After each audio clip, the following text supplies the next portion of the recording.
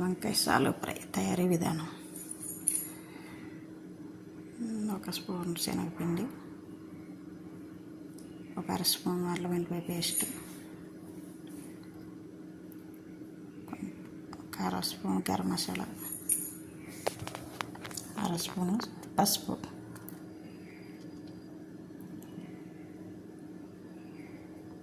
ఒక స్పూన్ కారం, తగినంత ఉప్పు, ధనియాల పొడి. ఇవన్నీ బాగా మిక్స్ చేసుకుని కొంచెం వాటర్ వేసి కలుపుకోవాలి. ఇది రెడీ అయ్యింది. ఇప్పుడు వంకాయ పలసగా కోసుకోవాలి.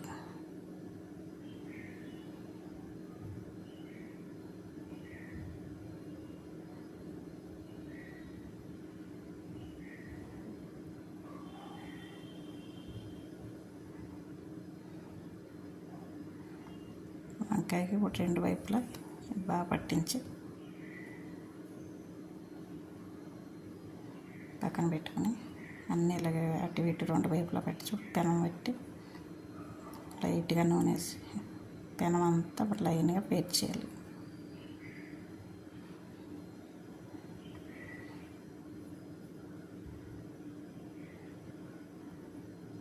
ఒక 5 నిమిషాలు అలా వదిలేస్తే ఒక సైడ్ అయిపోతే రెండో సైడ్ టర్న్ చేసుకుంటే వంకాయ రెడీ.